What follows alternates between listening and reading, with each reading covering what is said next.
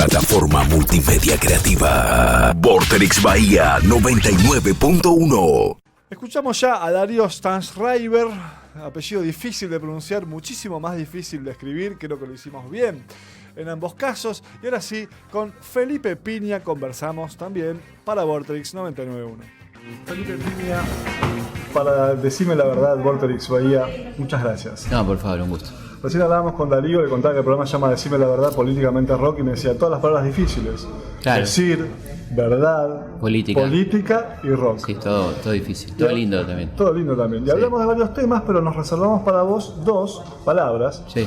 que son las que los traen a Bahía Blanca, que es hablar sobre el bicentenario de la independencia.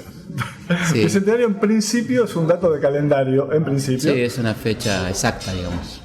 Pero independencia es una palabra con un contenido Claro, muy potente. claro. Pero yo creo que de todas maneras Bicentenario obliga de alguna manera, ¿no? Debería obligar a reflexionar y a pensar sobre esa palabra tan hermosa que es independencia, ¿no? Es una palabra por la que tanta gente dio la vida a lo largo de nuestra historia y que fue un norte para tanta gente. Así que yo creo que es bueno pensar en homenajear a esa gente y repensar qué significa la independencia hoy, ¿no? 2016, y qué significaba 1816, ¿no? 1816 significaba ni más ni menos que ir en contra de la corriente, en un mundo que se monarquizaba, donde había caído Napoleón, donde volvían los reyes absolutistas a sus tronos, estaba la Santa Alianza, América estaba perdida completamente, quedaba solamente el Río de la Plata resistiendo. Así que significaba mucho decir quiero ser independiente o me declaro independiente, ¿no? No fue un trámite como figura en algunos libros o en el Villiquen, o como si llegamos a Tucumán, declaramos independencia. La verdad que no fue para nada así, sin duda, ¿no? Fue un conflicto, fue dentro del propio Congreso, mucha discusión, mucho debate, forma de gobierno, sistema rentístico, modelo económico, federales unitarios, monarquía república. Bueno, todo un kilómetro altamente interesante, ¿no? ¿Y hoy independencia qué significado, qué contenido tiene? Yo creo que independencia sigue queriendo significar lo mismo. Lo que pasa es que evidentemente hay un discurso globalizador que pone en ridículo el término independencia, ¿no? Lo trata de ridiculizar o de volverlo añejo, como que es un concepto antiguo, suponiendo que la globalización borra las fronteras y que todos somos lo mismo, y lo quieren reemplazar por uno bastante ridículo que es interdependiente, ¿no? La interdependencia. Entonces dijo un funcionario del Fondo Monetario no hace mucho tiempo: Estados Unidos depende tanto de las bananas de Ecuador como Ecuador depende de los productos norteamericanos. Eso sería la interdependencia. Bueno, hablemos en serio, ¿no? Eso es una pavada. La independencia es poder decidir autónomamente qué querés hacer, o por lo más autónomamente, hoy en día, lo más autónomamente posible que querés hacer, entendiendo que el mundo sigue siendo un mundo regido por poderes supranacionales, que pueden ser estados o ya no, pueden ser organismos, empresas, multimedios, medios.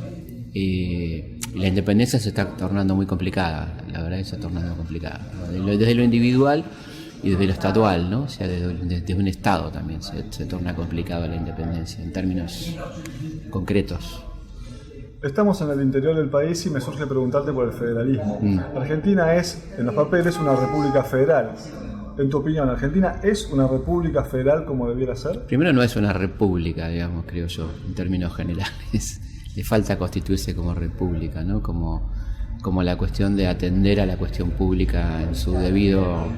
Es formalmente una república, pero digo, le falta constituir en esto de que realmente la cosa pública, como su nombre lo indica, sin ánimo de parafrasear a Mariano Grondona, bastante lejos de mí, pero digo, la res pública, la cosa pública, quiere decir que uno se ocupa de lo público, ¿no? En la república mucho de lo público no siempre se ocupa, y últimamente menos, ¿no? En la cosa pública, de lo que le pasa a la gente, de los problemas de la gente. Pero lo que sí seguro no es federal, ¿no? Este no es un país federal. Y vos mismo decís estamos en el interior del país. Para mí la palabra interior del país es una palabra completamente incorrecta. No tiene ningún sentido decir interior. ¿Y de dónde partimos? Y mucho peor es cuando dicen capital y al resto perdón, del país. Y aparte esto no es el interior, acá estamos en el puerto. ¿Qué interior? Si estamos en el puerto. Estamos en un puerto, en Bahía Blanca. ¿Qué, digamos? Bueno, ingeniero guay, como quiera. No es interior.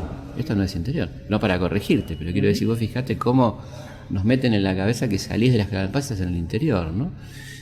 No hay interior, como no hay historia regional. La historia de Bahía Blanca, la historia de La Rioja no es regional, es nacional, son cosas que le pasaron a la nación, ¿no? Es más, la mayoría de las cosas que le pasaron a la nación pasaron fuera de la capital federal. La batalla de Salta, la batalla de Tucumán, el cruce de los Andes, la declaración de la Constitución Nacional. ¿Qué carajo pasó en Buenos Aires? Bueno, muy poco. En el ámbito de la capital federal, quiero decir, ¿no? Y sin embargo, seguimos hablando de interior del país. O del resto del país, lo que el resto del país, ¿no? Es mucho más el resto siempre suena a lo que sobra, ¿no? Que es un concepto... Además, igualando Catamarca con Bahía Blanca, Corrientes con Neuquén. Sí, pero digo, es un concepto, además de estúpido, incorrecto, porque sin el resto, digamos, Buenos Aires no existe. Yo no tengo nada contra Buenos Aires, que me encanta, digo, no tiene la culpa Buenos Aires, los teatros de Buenos Aires, la gente, digo, el armado que hizo el porteñismo, ¿no? Que es otra cosa. Entonces creo que ahí está la vaina, ¿no? Como dicen los panameños, los venezolanos. Es increíble que sigamos sosteniendo esto del resto del país, interior del país, todavía hoy, ¿no? Hablabas de la cosa pública y que cada vez menos gente se ocupa de la cosa pública. Sí. Y un planteo que solemos hacernos, y es medio huevo de gallina, pero te lo pregunto a vos, es si la clase dirigente, quienes gobiernan este país, reflejan a quienes somos o si son una especie de, digamos, es complicada. Si nos reflejan o si son una especie de clase diferente. Es decir, ¿cuánta responsabilidad tenemos los ciudadanos de a pie, por decirlo de algún modo, no, creo me con gusta, lo que nos pasa a nivel gubernamental? Me gusta la pregunta en sus dos contextos, ¿no? Digamos, por un lado nos refleja porque los votamos, ¿no? De alguna manera nos refleja porque los elegimos, a veces optamos. No sé si los elegimos u optamos. Y por otra parte, claramente no. Claramente está muy por debajo del nivel medio de la gente, ¿no? La clase política que hoy se ve en Argentina, la actuante, está muy por debajo del nivel medio de la población argentina. El argentino medio es mucho más culto que esta gente que aparece hablando como políticos. Uno lo ve y le da un poco de vergüenza, ¿no? Si ve los programas políticos de televisión y dice, este hombre no se pudo formar con la plata que ganó desde 1983 para acá. No pudo hacer un máster, no pudo aprender gramática, no pudo aprender oratoria, digamos. No estoy hablando ni de dirigentes sindicales que tuvieron una infancia difícil, no estoy hablando de dirigentes políticos que tuvieron 30 años de democracia para instruirse, para formarse. Y estás hablando de los diversos del arco político. Sí, lo que vos quieras, de donde vos quieras, ¿no? Bueno, y si hay gente que te habla del tercer semestre, ¿no? Entonces, bueno, estamos complicados. Una palabra que se puso de moda, hace un rato hablamos con Darío de dicotomías, es la famosa grieta. Sí. Y cuando se habla con un tipo como vos, siempre se dice que bueno, esto viene de morenistas y sabelistas, unitarios y federales, conservadores y radicales, peronistas y antiperonistas y kirchneristas y antikirchneristas. ¿Están así, digamos, estamos entre comillas condenados a esto? El tema está si vos querés agrietar la grieta o querés soldar la grieta. Entonces hay una mucha hipocresía, ¿no? Porque en el mismo grupo que habla de grieta están los principales creadores de la grieta, ¿no? Es decir, el principal comunicador del grupo gobernante fue el más agrietador de la Argentina de los últimos, por poner un tiempo, 4 años, ¿no? El propio presidente que habla de la unidad nacional y se la pasa incentivando la grieta, digo, ¿no? Entonces no sé de qué unidad de la grieta estamos hablando, ¿no?